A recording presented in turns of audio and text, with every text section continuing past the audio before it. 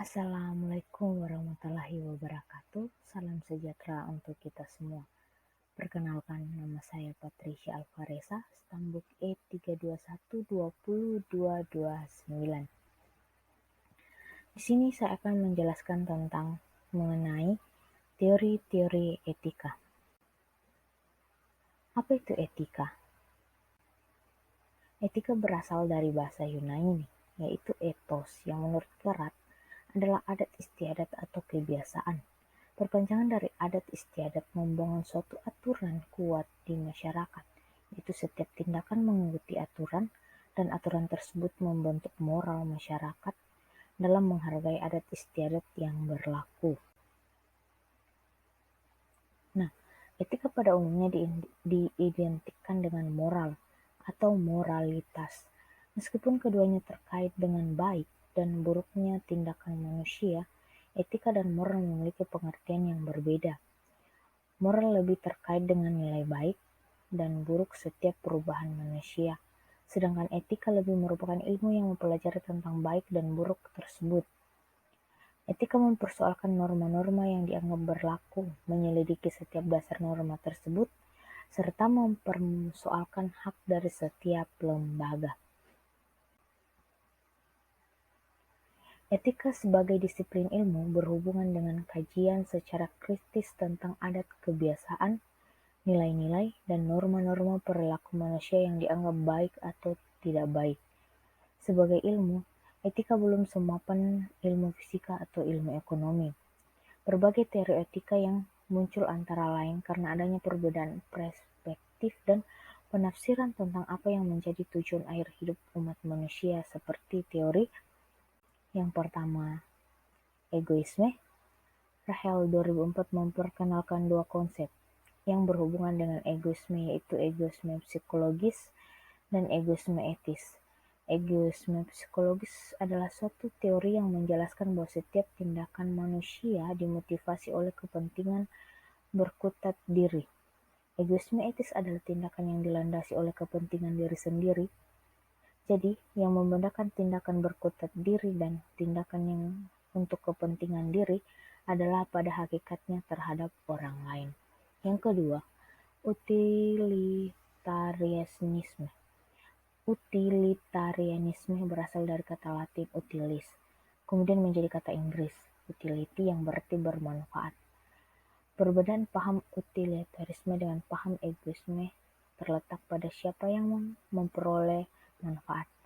Egoisme etis melihat dari sudut pandang kepentingan individu, sedangkan paham utilitarisme melihat dari sudut kepentingan orang banyak atau kepentingan bersama dan kepentingan masyarakat. Yang ketiga, istilah deontologi. Istilah deontologi berasal dari kata Yunani deon yang berarti kewajiban. Kedua teori egoisme dan utilitarisme sama-sama menilai baik buruknya suatu tindakan dari akibat, konsekuensi, dan tujuan dari tindakan tersebut. Bila akibat dari tindakan memberikan manfaat entah untuk individu atau untuk banyak orang atau masyarakat, maka tindakan itu dikatakan etis.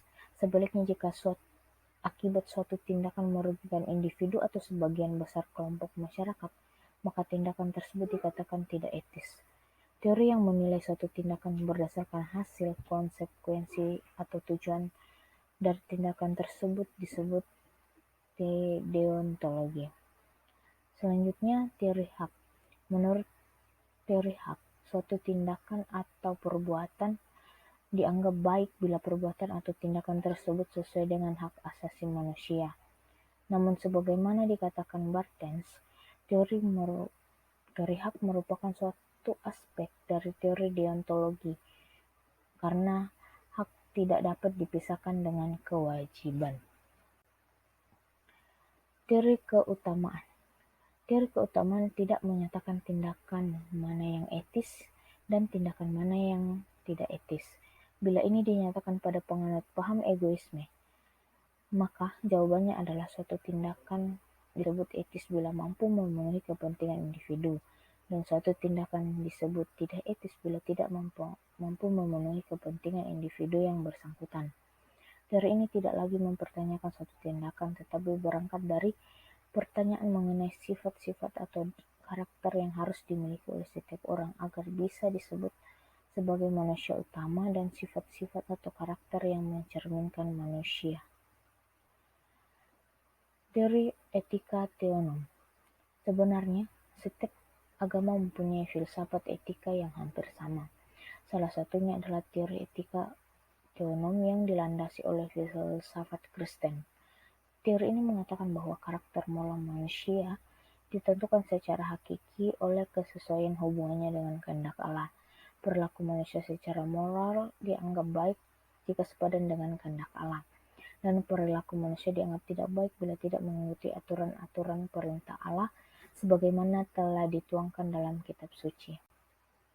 Semua teori etika yang pada awal kemunculannya bagaikan potongan-potongan terpisah dan berdiri sendiri, ternyata dapat dipadukan karena sifatnya yang saling melengkapi. Di samping itu, sifat teori dalam ilmu etika masih lebih banyak untuk menjelaskan sesuatu, belum sampai pada tahap yang meramalkan, apalagi untuk mengontrol suatu tindakan atau perilaku. Nah, demikianlah beberapa hal yang bisa saya sampaikan pada kesempatan kali ini. Saya mohon maaf sebesar-besarnya apabila ada tutur kata maupun tindakan yang kurang berkenan. Dengan ini, presentasi saya cukup. Terima kasih. Wassalamualaikum warahmatullahi wabarakatuh.